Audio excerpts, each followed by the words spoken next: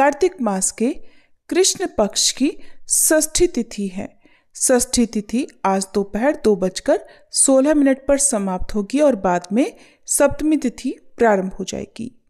आज आप सुनेंगे कार्तिक मास महात्म्य का छठे दिन का अध्याय। उससे पहले आपको कार्तिक स्नान की कथाएं सुनाते हैं और कथा के अंत में आप सीता नित्यनेम की कथा भी जरूर सुनिएगा। अब सुनिए कार्तिक मास की तारा भोजन की कहानी।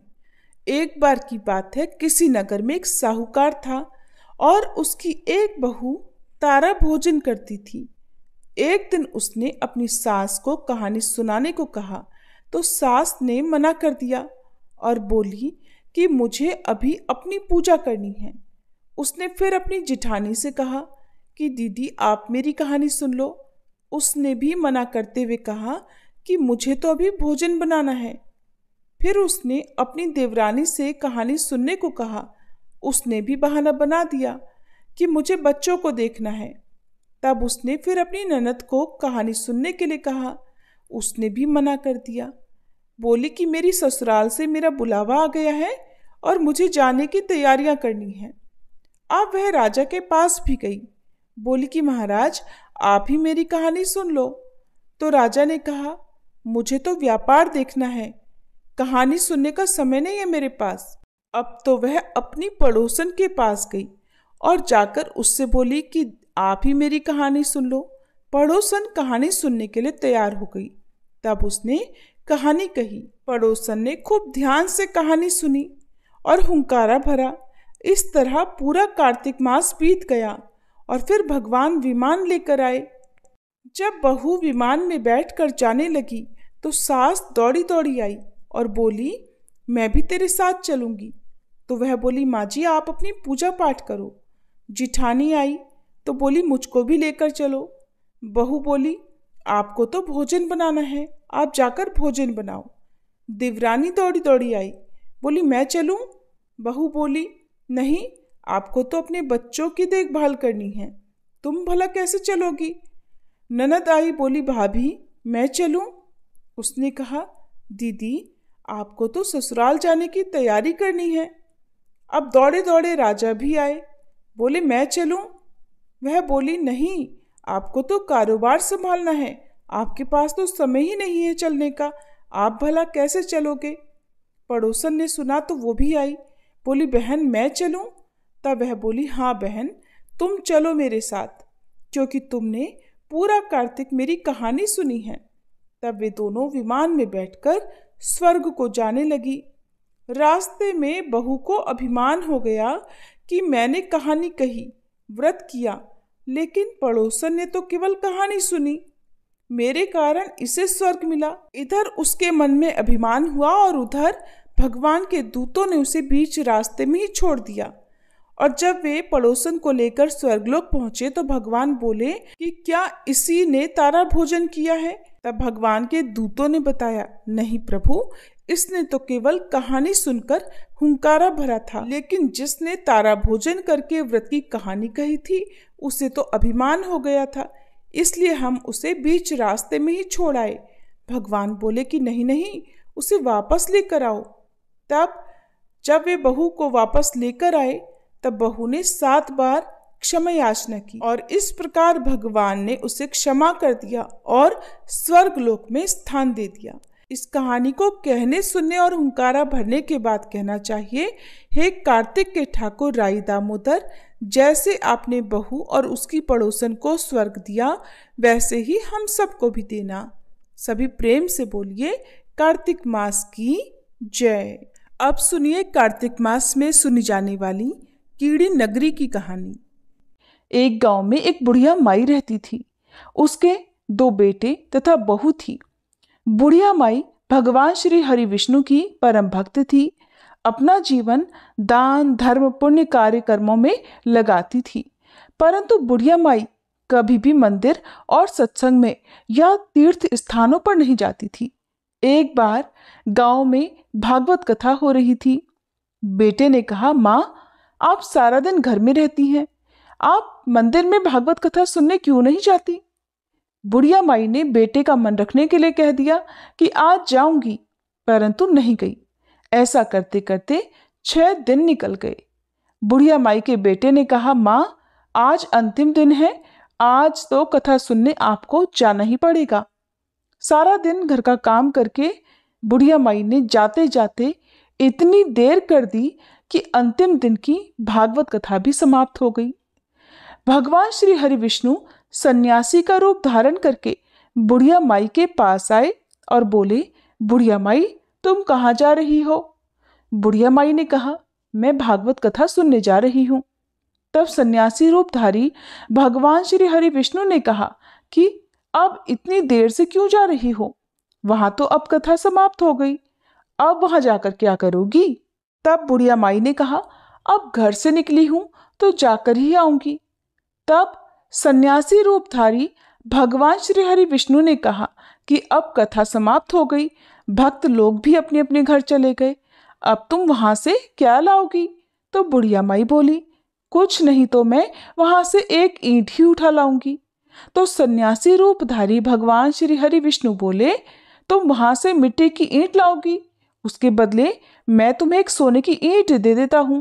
बुढ़िया माई ने ईंट ले ली और घर की तरफ चल पड़ी और विचार करने लगी कि यदि ये ईंट मैं लेकर जाऊंगी तो बेटे बहू झगड़ने लगेंगे, इसलिए घर के आंगन में ही बाहर बुढ़िया माई ने वह ईंट जमीन में गाड़ दी। परंतु अब बुढ़िया माई का ध्यान उस ईंट पर ही रहने लगा। खाने पीने, घर के काम करने में सदैव बुढ़िया माई अपना ध्यान सोने की ईंट पर ही लगाए रखती। बेटे बहू ने पूछा, माँ, पूरे दिन घर के आंगन में क्या करती रहती हो? तो बुढ़िया माई ने कहा, मैं तो आने जाने वालों को देखती रहती हूँ। और एक दिन बुढ़िया माई मर गई। यमराज के दूत बुढ़िया माई को लेने आए और बुढ़िया माई को लेकर धर्मराज जी के पास पहुंचे और धर्मराज जी को सारी बात बतलाई। धर्मराज जी ने बुढ़िया माई को कुतिया की योनि दे दी। अब बुढ़िया माई उसी पेड़ के नीचे बैठी रहती। बुढ़िया माई की बहू ने कहा, इस कुतिया को यहाँ से भगाओ, नहीं तो ये बच्चों को काट खाएगी। तो उसके बेटे ने उसकी पीठ पर एक लकड़ी मारी और बुढ़िया माई मर गई। फिर उसे सांप की योनि मिली। आंगन में सांप को देखकर बेटे बहू ने किसी को काट न जाए इसी डर से मार दिया। फिर बुढ़िया माई मरकर धर्मराज जी के पास पहुंची। बुढ़िया माई कीड़ी का रूप धारण करके अब उस आंगन में कीड़ी नगरा बना लिया। आंगन में कीड़ी नगरा हो गया। घर वाले बहुत परेशान हुए। घर वाले भोजन भी नहीं बना पा रहे थे। फिर मन ही मन भगवान का ध्यान करने लगे। तब भगवान श्री हरि विष्णु सन्यासी का रूप धारण करके आए और बोले कि कुछ खाने को दे दो। तो घर वालों ने कहा, महाराज, हमारे खाने को तो कुछ भी नहीं बनाया, क्योंकि हमारे घर में कीड़ी नगरा हो गया है, आप ही इसका कोई उपाय बताइए। तब महाराज जी ने आंगन में खोदा और सोने की 2 ईंट निकाली और दोनों बेटों को दे दी और कहा, तुम्हारी माँ के नाम से दान पुण्य करना, धर्मशाला बनवाना, स्कूल बनवाना, प्याऊ लगवाना, गौशाला में गाय के चारे खाने की व्यवस्था करना। परंतु दोनों बेटे तो आपस में झगड़ने लगे कि तू दान कर, तू दान कर। किसी ने बुढ़िया माई के नाम से कोई दान नहीं किया और कीड़ी नगरा वहां उसी स्वरूप में स्थापित रहा। कुछ दिन बाद सन्यासी वापस आए और बुढ़िया माई के बेटों ने भगवान स्वरूप धारी सन्यासी महाराज जी से कहा, हमारे घर की हालत तो वैसी की वैसी है, कीड़ी नगरा तो वैसे का वैसा ही है। तब साधु रूपधारी सन्यासी महाराज ने कहा, वह सोने की ईंट के टुकड़े लाओ और उन्हें बेचकर उनसे जो भी धन मिले उसे तुम्हारी माँ के नाम से दान पुण्य करो। इस कीड़ी नगरा पर शक्कर और आटा डालो, तुम ऐसा करोगे तो तुम्हारी माँ को मोक्ष प्राप्ति होगी। और उनके घर से फिर इस प्रकार कीड़ी नगरा चला गया। जो व्यक्ति सुबह आटा और शक्कर कीड़ी नगरे पर डालता है वह सदैव धनवान, पुत्र संपन्न, सुख शांति से जीवन यापन करता है। उसके घर में कभी कोई कष्ट नहीं आता। उसका जीवन सदा सर्वदा आनंद से व्यतीत होता है। उसके परिवारजन उसे अत्यधिक स्नेह प्रदान करते हैं। कीड़ी नगरी प्रतिदिन सींचने से जुड़ी कहानी सुनने से, दान पुण्य व धर्म कार्यों में रुचि लगाने से जीवन उत्तम हो जाता है। प्रेम से बोलो विष्णु भगवान की जय। अब सुनिए कार्तिक मास महात्म्य का 8वां अध्याय। जलंधर की राजधानी की यात्रा का वर्णन करते हुए देवर्षि नारद जी ने कहा, हे राजा पृथु, जलंधर ने वहां पहुंचने पर हमारा बहुत आदर सत्कार किया। वह भक्ति भाव और श्रद्धा से हमारा पूजन करके विनती करने लगा, महाराज कहिए आपका आगमन किस अभिप्राय से हुआ है और मेरे लिए क्या आज्ञा है। तब हमने कहा, दैत्यराज, मैं कैलाश पर्वत पर गया था। वहां शिवजी और पार्वती जी का वैभव देखकर मैं चकित रह गया। अब तीनों लोकों का भ्रमण करते हुए मैंने यहाँ आकर आपकी समृद्धि भी देखी है। आपकी और शिवजी की समृद्धि और वैभव में किसी प्रकार का कोई अंतर नजर नहीं आता, परंतु तुम्हारा वैभव स्त्री रहित है। कामदेव के शत्रु, शरीर पर भस्म लेपन करने वाले वीतरागी शिवजी के पास स्त्री रत्न के रूप में पार्वती जी हैं। यद्यपि तुम्हारे पास भी अनेक सुंदर स्त्रियां हैं, परंतु उनमें से एक भी ऐसी नहीं जिसकी तुलना पार्वती जी से की जा सके। इसलिए आपका सुंदर स्त्री से रहित ये अधूरा वैभव देखकर यही निश्चित हुआ कि शिवजी के समान सारे ब्रह्मांड में किसी का वैभव ही नहीं। उनके पास पार्वती के रूप में ऐसी अनुपम स्त्री है जिसको देखकर ब्रह्मा जी ने अनेक अप्सराएं रची, परंतु एक भी पार्वती जी के समान नहीं बन सकी।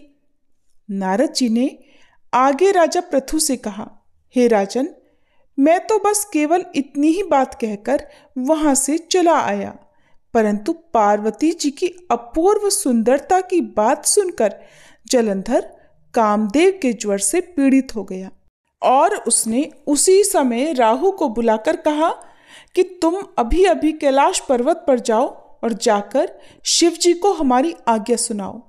तुम शिवजी से कहना कि त्रिलोकी के राजा अति पराक्रमी जलंधर ने आज्ञा दी है कि 3 लोक के नाथ और सब रत्नों के स्वामी जलंधर के होते हुए तुम शमशानवासी तथा नरमुंडों की माला धारण करने वाले जटाजूटधारी अवधूत के पास पार्वती जैसी परम सुंदर स्त्री बिल्कुल शोभा नहीं देती। तीनों लोकों का स्वामी होने के कारण सभी रत्नों पर केवल और केवल मेरा अधिकार है। क्योंकि पार्वती स्त्री रूप में रत्न है, अतः वह मेरे पास ही शोभित हो सकती है। दैत्यराज जलंधर की आज्ञा पाकर राहु उसी समय चंद्रमा के समान उज्ज्वल कैलाश पर्वत पर जा पहुंचा और अपनी भयानक दृष्टि से दैदीप्यमान कैलाश पर्वत को काला कर दिया। तब भगवान शिव के द्वारपाल नंदी द्वारा शिवजी के सम्मुख उपस्थित किए जाने पर राहु ने दैत्यराज जलंधर की यह सारी आज्ञा सुना दी। राहु की बात सुनते ही भगवान शिव की दोनों भ्रकुटियां कमान के समान तन गई। उनकी भौं से एक अति भयंकर पुरुष उत्पन्न हुआ जो सिंह के समान मुंह वाला था।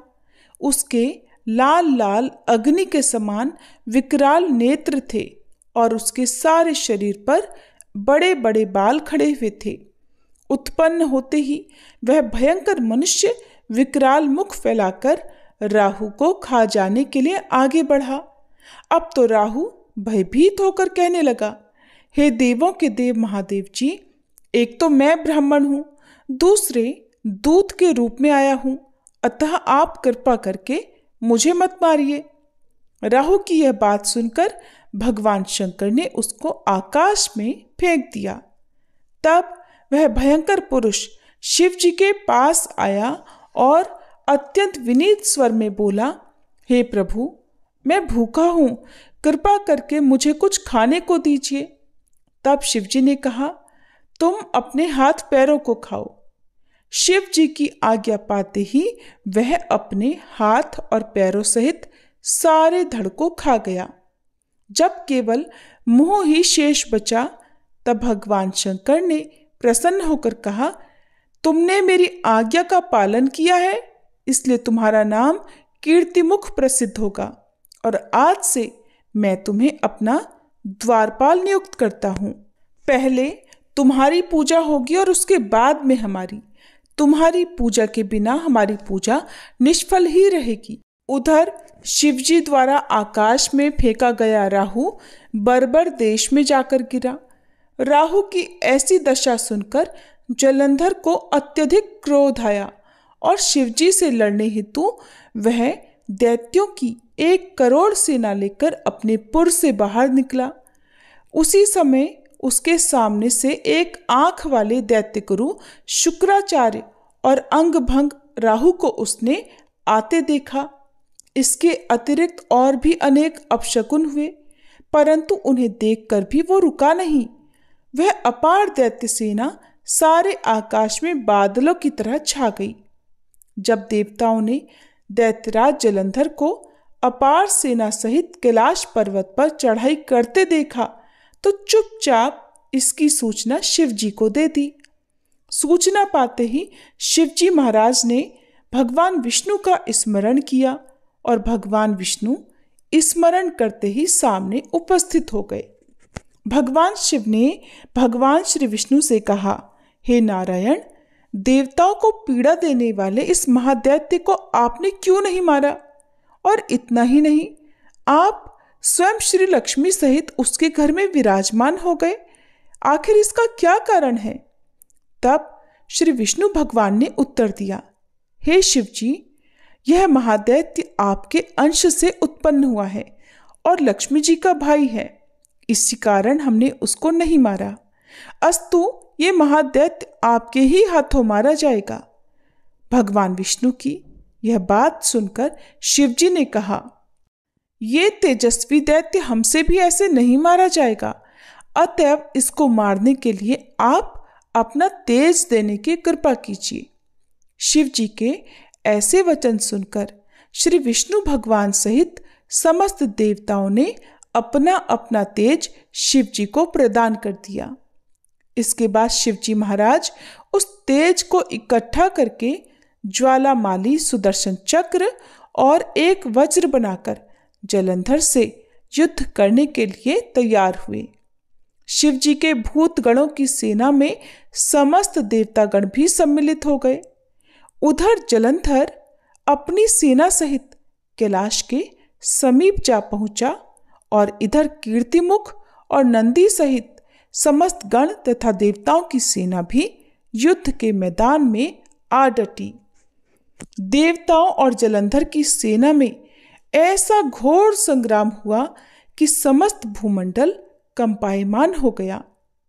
युद्ध के मैदान में जितने दैत्य मरते, दैत्य गुरु शुक्राचार्य उन्हें अपनी संजीवनी विद्या से जीवित कर देते थे। यह दृश्य देखकर भूतादि गणों ने शिवजी के समीप जाकर उनसे संपूर्ण वृत्तांत कहा। तब शिवजी ने कंदरा के समान मुख वाले महाभयंकर तालजंघा नामक एक कन्या अपने मुख से उत्पन्न की।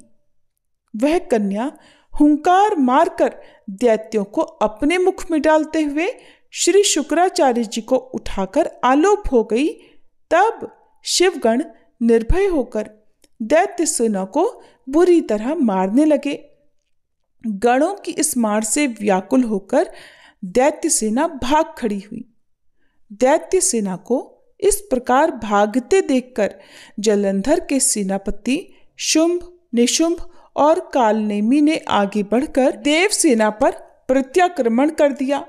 जब देव सेना दैत्यों की मार से विचलित हो उठी, तब गणेश जी और शुंभ में घोर संग्राम हुआ। दैत्यों को पराजित होते देख जलंधर स्वयं युद्ध क्षेत्र में आया। उसे देखकर वीरभद्र ने जलंधर पर अनेक प्रहार कर दिए। तब जलंधर ने भी क्रोधित होकर अपना परिघ उस पर दे मारा और उसके रथ की ध्वजा काट दी। फिर उसने देवसेना पर भयंकर बाणों की वर्षा करके देवसेना में भगदड़ मचा दी। अपनी सेना की ये दशा देखकर स्वयं शिवजी नंदी पर सवार होकर युद्ध क्षेत्र में आए और उन्होंने तीव्र बाणों की वर्षा आरंभ कर दी। शिवजी के प्रहारों से दैत्य सेना इस प्रकार भागने लगी जैसे कार्तिक मास के व्रत से पाप समूह भाग जाते हैं। उसी समय शिवजी ने अपने बाणों से खड्ग रोमा का सिर काटकर पृथ्वी पर गिरा दिया। इसके पश्चात जैसे ही जलंधर आगे बढ़ा, शिवजी ने उसके रथ के घोड़ों तथा सारथी को मार गिराया। तब जलंधर खड्ग हाथ में लेकर पैदल ही शिवजी की ओर दौड़ा। शिवजी ने तुरंत आगे बढ़कर एक मुक्का उसकी छाती में मारा, जिससे जलंधर अचेत हो गया। जब जलंधर ने देखा कि शिवजी अजेय हैं, तो उसने एक गंधर्व माया रची। गंधर्व तथा अप्सराएं युद्ध क्षेत्र में ही नृत्य और गायन करने लगी। तब तो शिवजी भी इस माया में फंसकर नाचने और गाने लगे। शिवजी को इस माया में फंसा हुआ देखकर जलंधर महादेव जी का रूप धारण करके पार्वती जी के पास चला गया और उनका सुंदर रूप देखकर कामांध हो उठा।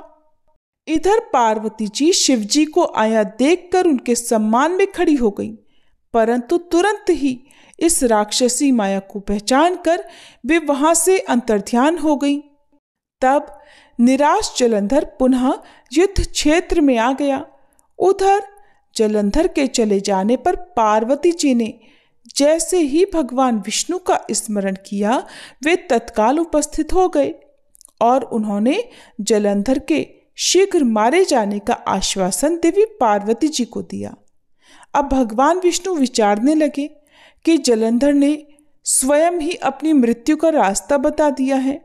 यह दुष्ट वृंदा के पतिव्रत धर्म के कारण ही नहीं मर रहा है, इसलिए देवताओं तथा अपने भक्तों की रक्षा करने के लिए अब हमको ही वृंदा को धर्म से डिगाने का घोर पाप कर्म करना पड़ेगा, क्योंकि ऐसा किए बिना ये दुष्ट नहीं मरने वाला। इतनी ही देर में शिवजी भी राक्षसी माया से मुक्त हो गए और जलंधर को आया देखकर उस पर बाण वर्षा करने लगे। हरे कृष्ण। कार्तिक मास महात्म्य की कथा में आज बस इतना ही। इसके आगे का वृत्तांत आप सभी कल के अध्याय में जरूर सुनिएगा। अब सुनिए सीता नितनेम की कथा। इस कहानी को सीता माता कहती थी और प्रभु श्री राम सुना करते थे। एक दिन श्री राम भगवान को किसी काम के लिए बाहर जाना पड़ा, तो सीता माता कहने लगी कि भगवान, मेरा तो 12 वर्ष का नितनेम है, अब आप बाहर जाएंगे तो मैं अपनी कहानी किसे सुनाऊंगी।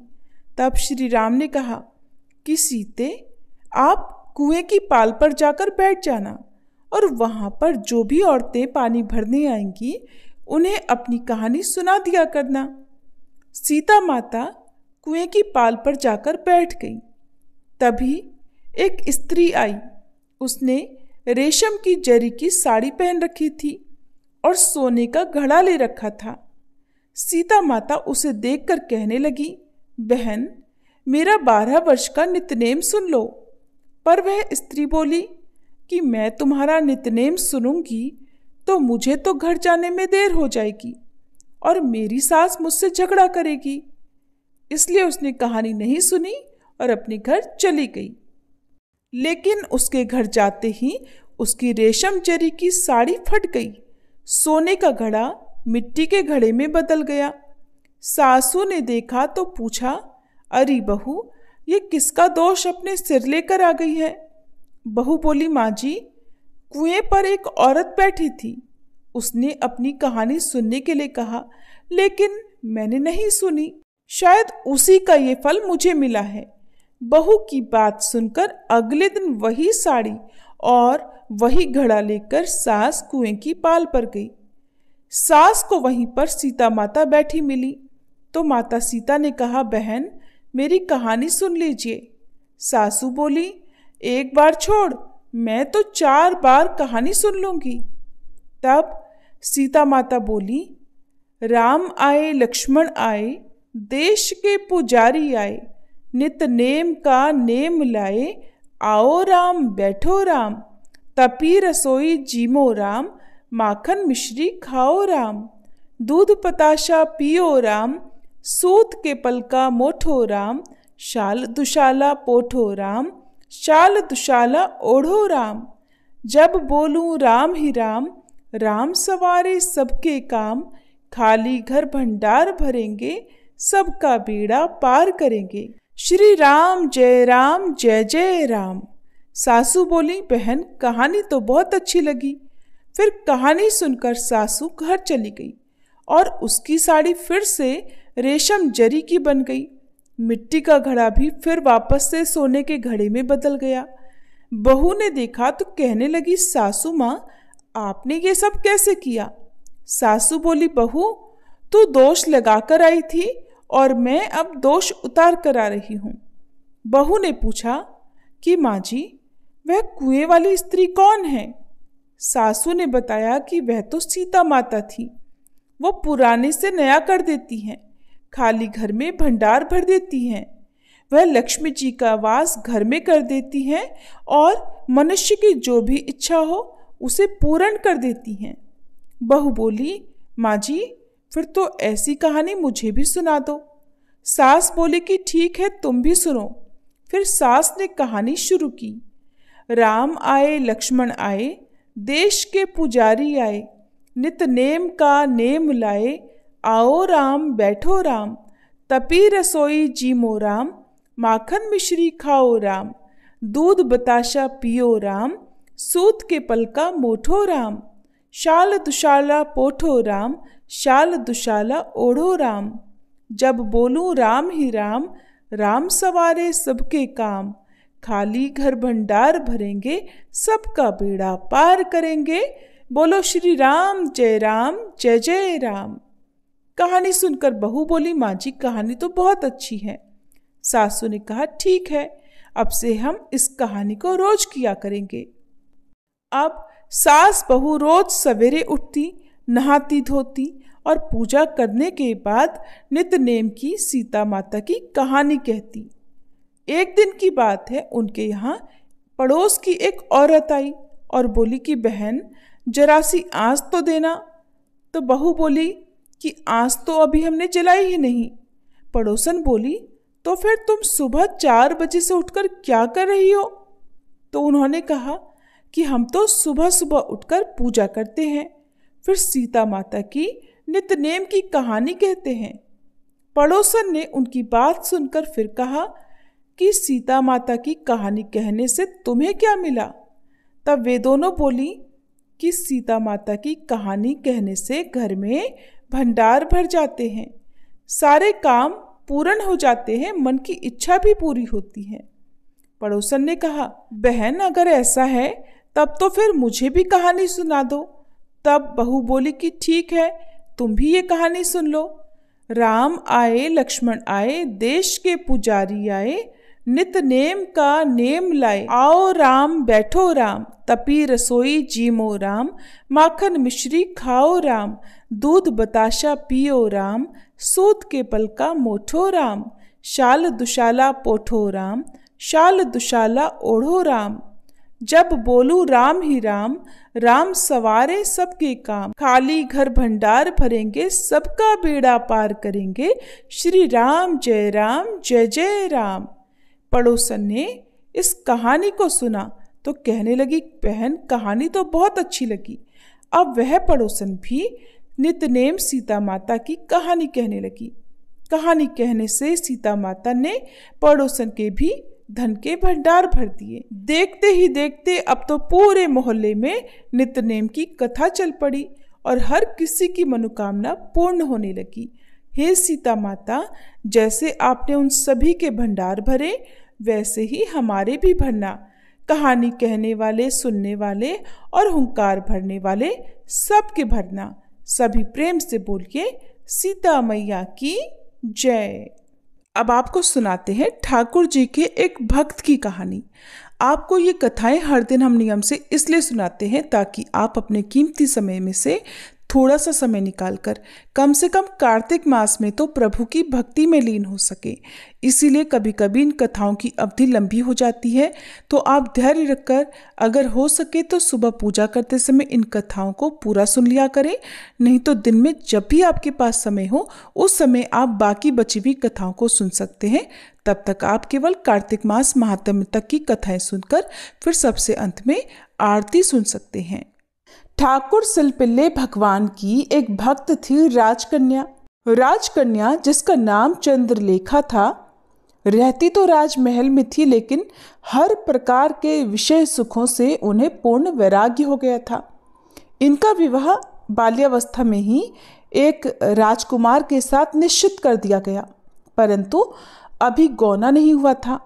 विवाह के बाद ही पत्नी को अपने माता पिता के घर से पहली बार जब पति अपने घर लेकर जाता है, तब उस रस्म को, उस परंपरा को गौना कहते हैं। गौना होने तक लड़की अपने माता पिता के घर में यानी अपने मायके में ही रहती है। तो उस राजकन्या का गौना नहीं हुआ था, इसलिए वो भी अपने माता पिता के साथ ही रहा करती थी। कन्या को ये नहीं पता था कि उसका विवाह तय हो चुका था। चंद्रलेखा के चित्त की वृत्तियां तो हर समय श्री सिलपिल्ले भगवान की सेवा में लगी रहती थी, जो उनके एक गुरुजी ने उन्हें प्रदान किए थे। राजकन्या को विवाह करने की इच्छा बिल्कुल नहीं थी, क्योंकि उनका हृदय तो वैराग्य के रंग से रंगा हुआ था।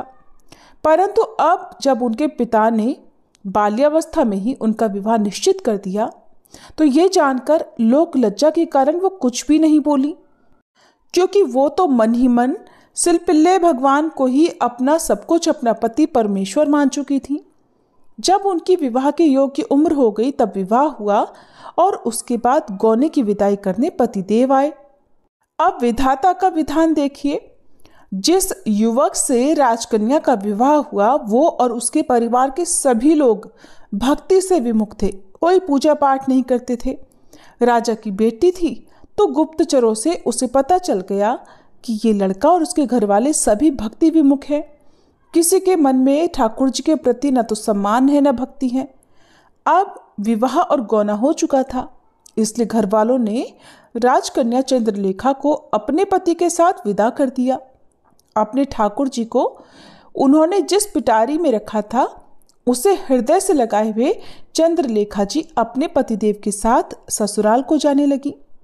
रास्ते में उनका पति उनके पास आया और वार्तालाप करके पति ने उनसे प्रेम करना चाहा, लेकिन राजकुमारी ने देखा कि ना तो इनके गले में तुलसी की माला है, न मुख में हरि नाम है, न कोई भक्ति के लक्षण दिख रहे हैं। हृदय में सोचने लगी, हे प्रभु, हे ठाकुर जी, ये कैसे विमुख का संग हमें मिल गया। इस विषयी पुरुष का संग करने से, नास्तिक का संग करने से तो भक्ति की हानि होगी। तब चंद्रलेखा जी ने अपने पतिदेव से कहा, नहीं, हमारा स्पर्श मत करना। पतिदेव कहने लगे, स्पर्श क्यों ना करें, अरे आप हमारी पत्नी हैं। तब चंद्रलेखा ने कहा कि मैं रोगी हूँ, मेरे हृदय में एक ऐसा रोग है, अगर आपको लग गया तो आप किसी काम के नहीं रहोगे। मुझे छूना नहीं, नहीं तो ये रोग तुम्हें भी लग जाएगा। अब उनके पतिदेव ने हैरान होकर पूछा कि ऐसा कौन सा रोग है आपको जिस कारण हम आपको स्पर्श भी नहीं कर सकते। तब चंद्रलेखा ने कहा कि यदि आपको मुझसे बात करनी है तो पहले अपने हृदय में भगवत भक्ति की चाहना करो, किसी संत का आश्रय लेकर भजन करो। जो भगवान और संत से विमुख है, मैं उसका स्पर्श कभी नहीं करूंगी। पतिदेव ने ठीक से देखा तो चंद्रलेखा जी के हृदय से लगी पिटारी दिखाई पड़ी और उस पिटारी में विराजमान थे उनके सिलपिल्ले भगवान। पतिदेव ने सोचा कि लगता है इस पिटारी में ही कोई जादू है, और जब तक ये पिटारी इनके हृदय से लगी रहेगी तब तक हमें हृदय से ये कैसे लगने नहीं देंगी। इसका मन पूजा पाठ की पिटारी में लगा है, इस पिटारी को ही लेकर इनसे अलग कर देना चाहिए। यात्रा के दौरान इधर थकान हो गई थी। चंद्रलेखा जी को थकान के मारे थोड़ी देर निद्रा आ गई और अवसर पाकर उनके पतिदेव ने उस पिटारी को चुराकर नदी में फेंक दिया। चंद्रलेखा जब नींद से जागी तो जागने पर सबसे पहले उन्होंने ठाकुर जी को देखा तो ठाकुर जी तो पिटारी सहित गायब थे। बहुत ढूंढा, इधर उधर सारे कोनों में, रास्तों में, सब तरफ ढूंढा, लेकिन सिलपिल्ले भगवान कहीं नहीं मिले। पहले ही चंद्रलेखा को भक्ति से विमुख पति मिलने का बड़ा दुख था और अब जिनका एकमात्र आसरा था वो ठाकुर जी भी कहीं नहीं दिखाई दिए। चंद्रलेखा ने तो मारे वियोग के अन्न जल का त्याग कर दिया और कहने लगी, जब तक मेरे सिलपिल्ले ठाकुर नहीं मिल जाते मैं तब तक अन्न जल ग्रहण नहीं करूंगी। उनके पति ने उन्हें तरह तरह से प्रसन्न करना चाहा, बहुत समझाया, लेकिन जिनके सर्वस्व, जिनके ठाकुर जी, जिनका सब कुछ जिनसे छीन लिए गए हों, फिर भला वो प्रसन्न कैसे रह सकते हैं। व्याकुल होकर चंद्रलेखा जी रोने लगी। रोते रोते ही वो अपने पतिदेव के घर पहुंची। उनकी ऐसी हालत देखकर सासू ने पूछा कि ये क्यों रो रही है और बार बार तड़प तड़प कर भगवान का नाम क्यों ले रही है। पतिदेव ने बताया, माँ जी, रास्ते में जब मैंने इन्हें स्पर्श करने की कोशिश की तब इन्होंने कहा कि भगवान से विमुख व्यक्ति का स्पर्श हमें पसंद नहीं, और यदि मुझे स्पर्श करना है तो पहले अपने हृदय में भगवान की भक्ति धारण करो। मैंने सोचा कि इसने जो भगवान की पिटारी अपने हृदय से लगा रखी है यही इस मुसीबत की जड़ है, और मैंने अवसर पाकर उस पिटारी को नदी में फेंक दिया और ये सोचा कि अब मेरी पत्नी मुझसे प्रेमपूर्ण बातें करेगी, लेकिन हुआ बिल्कुल उल्टा। तब चंद्रलेखा की सास ने कहा कि बहू रानी, हम तुम्हारे लिए अच्छे नए ठाकुर बनवा देंगे, जैसे तुम्हें चाहिए बिल्कुल वैसे ही बनवा देंगे। परंतु चंद्रलेखा ने कहा कि नहीं, मुझे तो बस मेरे सिलपिल्ले ठाकुर ही चाहिए जिनकी मैं सेवा किया करती थी। सास ने बहुत समझाया और अपने हाथ से नई नवेली दुल्हन को भोजन कराने लगी, परंतु खाने की तो क्या बात, उसे उन लोगों से बोलना भी अच्छा नहीं लग रहा था। चंद्रलेखा उच्च कोटि की भक्ता थी। उन्होंने कभी भी अपनी सास से नहीं कहा कि ये सब अनर्थ मेरे पतिदेव के कारण हुआ है, बल्कि वो तो यही कहती रही कि मुझसे ही कोई अपराध हो गया होगा, इसलिए प्रभु मुझे छोड़कर चले गए। जैसे राजा दशरथ ने कैकेयी को कभी दोष नहीं दिया, उन्होंने हमेशा यही कहा कि मेरे पूर्व के किसी पाप के कारण सीताराम जी से वियोग हुआ है, इसमें कैकेयी का कोई दोष नहीं। और सच्चे भक्त की यही तो पहचान होती है कि वो कभी किसी पर दोषारोपण नहीं करते। चंद्रलेखा की सासू ने सोचा कि इसने तो अन्न जल त्याग दिया है, और यदि ये मर गई तो फिर हम इसके घर वालों को भला क्या जवाब देंगे। तब ससुराल वालों ने कहा कि हम सब तेरे पांव पड़ते हैं, अब तू जैसा चाहेगी, जैसा कहेगी हम वैसा ही करेंगे। चंद्रलेखा जी ने कहा, ठीक है, तो फिर आप हमें वहीं लेकर चलो जहां पर मेरे प्राण प्यारे सिलपिल्ले भगवान को नदी में मेरे पतिदेव डालकर आए थे। अब घर वाले चंद्रलेखा जी को लेकर नदी किनारे गए जहां जल में पिटारी फेंकी गई थी। पतिदेव ने कहा कि यही वो जगह है जहां उस पिटारी को हमने फेंका था। अपने सिलपिल्ले भगवान को याद करते ही चंद्रलेखा जी को तो मानो चक्कर सा आ गया और वह मूर्छित होकर धरती पर ही गिर पड़ी। किसी तरह मूर्छा दूर हुई और उनके नेत्रों से आंसुधारा बहने लगी और वह बड़े दुखी स्वर से अपने प्राणनाथ सिलपिल्ले भगवान को पुकारने लगी। सोचने लगी कि मैं जिनकी सेवा इतने प्रेम से करती थी, जिनका मैं इतना ख्याल रखती थी, वो पानी में फेंक दिए गए हैं। न जाने वो किस हाल में होंगे। हाँ मेरे सिलपिल्ले भगवान, हाँ मेरे ठाकुर जी। इस तरह से चंद्रलेखा जी बार बार करुण विलाप करने लगी। अब भगवान तो हमेशा अपने भक्तों के वश में रहते हैं। सच्चे भक्त भला पुकारे और भगवान ना आए, ऐसा तो हो ही नहीं सकता। जिस तरह आसपास चुंबक होने पर लोहा उसकी ओर खींचा चला जाता है, ठीक वैसे ही भक्तिवश भगवान भी चंद्रलेखा जी की ओर खींचे चले आए। भक्ता चंद्रलेखा की दीन पुकार सुनते ही पानी में से निकलकर सिलपिल्ले भगवान दौड़कर उनके हृदय से आ लगे और उनके साथ साथ ही वो पिटारी भी आ गई। उस भक्ता के पतिदेव, सास और ससुर, उन सब ने जब ऐसा चमत्कार देखा, देखकर वे तो बड़े आश्चर्यचकित रह गए और फिर वे बड़े प्रभावित भी हुए। उन भक्ता ने अपनी भक्ति से उन सब भगवान से विमुख लोगों को भगवान का ही भक्त बना दिया। अब वे सभी कहने लगे कि हम सबके तो भाग्य जग गए जो ऐसी बहू घर पर आई। अब वे सभी भगवान और संतों की सेवा में लग गए। इस तरह किसी भी प्रकार क्यों ना हो, एक भक्त के संग से सारा परिवार भगवान की भक्ति में लगकर अंत में भवसागर से तर गया। प्रेम से बोलिए सिलपिल्ले भगवान की जय। राजकन्या चंद्रलेखा जी की जय। सनातन धर्म में तुलसी को अत्यंत पूजनीय माना जाता है। जिस घर के आंगन में तुलसी होती है वहां कभी कोई कष्ट नहीं आता और माँ तुलसी के नाम के उच्चारण मात्र से ही भगवान विष्णु प्रसन्न हो जाते हैं। तुलसी जी में जल चढ़ाने से घर में सुख समृद्धि आती है तथा हर प्रकार के रोग शोक आदि व्याधि से मुक्ति मिल जाती है। तुलसी जी की पूजा करते समय श्री तुलसी स्तोत्र का पाठ जरूर करना चाहिए। ऐसा करने से माता तुलसी जल्द प्रसन्न होती हैं और माता तुलसी जी की पूजा का भक्तों को 2 गुना फल मिलता है। तो प्रिय श्रोताओं, अब आपको पुंडरीकृत तुलसी स्तोत्र का हिंदी अनुवाद सुना रहे हैं। आप सब भी मन में श्रद्धा रखकर तुलसी स्तोत्र का हिंदी अनुवाद सुनिए। देवी तुलसी माँ को मेरा प्रणाम है, मैं आपको नमन करता हूँ। हे विश्व की पालक, आप श्री हरि की परम प्रिय हैं। हे देवी, आपकी शक्ति के कारण ब्रह्मा से लेकर सभी देवता इस संपूर्ण संसार को बनाए रखने और उसका अंत करने में सक्षम है।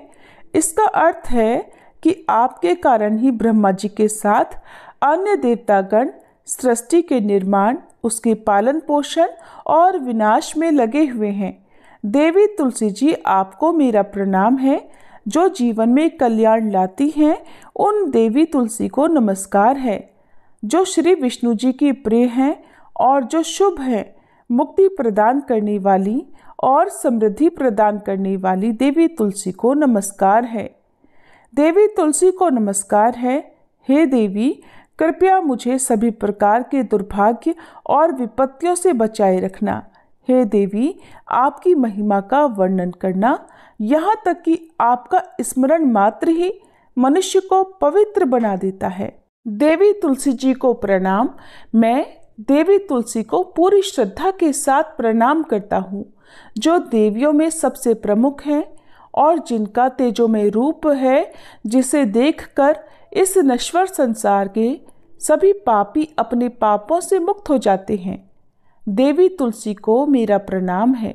इस पूरे विश्व को देवी तुलसी जी ने संरक्षित किया है, जिसमें गतिमान और अचल दोनों प्राणी शामिल हैं। देवी पापी व्यक्ति के सभी पापों को नष्ट कर देती हैं। एक बार जब वे उन्हें देखते हैं और भक्ति के साथ उनके सामने आत्मसमर्पण करते हैं, इसका अर्थ है कि माता तुलसी चर और अचर समेत पूरे जगत की रक्षा करती हैं और अपने दर्शन मात्र से ही पापी मनुष्यों के सभी पापों को नष्ट कर देती हैं, या फिर तुलसी जी के दर्शन मात्र से ही पापियों के पाप नष्ट हो जाते हैं। देवी तुलसी को मेरा प्रणाम है। जो भी श्रद्धा के साथ देवी तुलसी के सामने हाथ जोड़कर प्रणाम करते हैं, वे इस कलयुग के बंधनों को पार कर जाते हैं और सभी प्रकार के सुख और प्रसन्नता को प्राप्त करते हैं। फिर चाहे वह महिला हो, व्यापारी हो या अन्य कोई भी जन। देवी तुलसी को मेरा नमस्कार। देवी तुलसी के समान इस पृथ्वी पर और कोई देवता नहीं है। देवी विश्व को उसी प्रकार शुद्ध करती हैं जैसे वैष्णव भगवान विष्णु जी के संग से शुद्ध होते हैं। देवी तुलसी को मेरा प्रणाम। इस कलयुग में भगवान विष्णु जी के माथे पर तुलसी पत्र चढ़ाना भक्तों के मस्तक पर विष्णु जी के वरदान, कृपा और आशीर्वाद को हमेशा बनाए रखता है। इसका अर्थ है कि जो भी व्यक्ति इस कलयुग में भगवान श्री विष्णु जी के मस्तक पर तुलसी जी को अर्पित करता है, उसके ऊपर हमेशा भगवान विष्णु जी का आशीर्वाद बना रहता है। देवी तुलसी को नमस्कार है। तुलसी जी में हमेशा सभी देवी देवताओं का वास रहता है, इसलिए इस संसार में तुलसी जी की पूजा करना सभी देवी देवताओं की पूजा के समान है। इसका अर्थ है कि तुलसी जी की पूजा से सभी देवों की पूजा संपन्न हो जाती है। देवी तुलसी को मेरा नमस्कार है। आप सब कुछ जानने वाली हैं और भगवान विष्णु जी के प्रिय हैं। अपने भक्तों को आप सभी प्रकार की समृद्धि प्रदान करती हैं। देवी, कृपया मुझे सभी प्रकार के पापों से बचाएं। हे देवी तुलसी जी को नमस्कार है। पहले के समय में यह भजन बुद्धिमान पुंडरीक के द्वारा हर रोज भगवान श्री विष्णु जी की पूजा करते हुए उन्हें तुलसी के पत्तों से अलंकृत करते हुए गाया जाता था। देवी तुलसी जी को नमस्कार है, जिनके 16 नाम हैं तुलसी, श्री, महालक्ष्मी, विद्या, अविद्या, यशस्विनी, धर्म का अवतार यानी धर्म्या, धर्मानना, देवी, देवी देव मनः प्रिया यानी देवियों और देवों को प्रिय, लक्ष्मी जी की प्रिय सखी, देवी, स्वर्ग, भूमि यानी पृथ्वी, अचला यानी स्थिर, चला यानी अस्थिर। देवी तुलसी के इन 16 नामों का भक्तगण पाठ करते हैं या महिमा गाते हैं। देवी के 16 नामों का पाठ करने वाले भक्त आसानी से श्री हरि की भक्ति प्राप्त कर लेते हैं और अंत में भगवान विष्णु जी के चरण कमलों में स्थान प्राप्त करते हैं, जिन्हें माँ तुलसी, पृथ्वी, महालक्ष्मी, कमल की स्वामिनी और श्री हरि की प्रिया के नाम से भी जाना जाता है। देवी तुलसी को मेरा नमस्कार है। देवी तुलसी की सखी तुलसी जी शुभ प्रदान करती हैं, पापों को दूर करती हैं और सभी को पवित्र बनाती हैं, पुण्य प्रदान करती हैं। आपको प्रणाम है। देवी तुलसी जिनकी प्रशंसा देवर्षि नारद द्वारा की जाती है और श्री नारायण के प्रिय हैं, उन देवी तुलसी को हम सबका बारंबार प्रणाम है। श्री तुलसी चालीसा पाठ। जय जय तुलसी भगवती सत्यवती सुखदानी, नमो नमो हरि प्रेयसी श्री वृंदा गुणखानी, श्री हरि शीश विरजनी देहु अमरवर अम्ब, जनहित है वृंदावनी अब न करहु विलंब।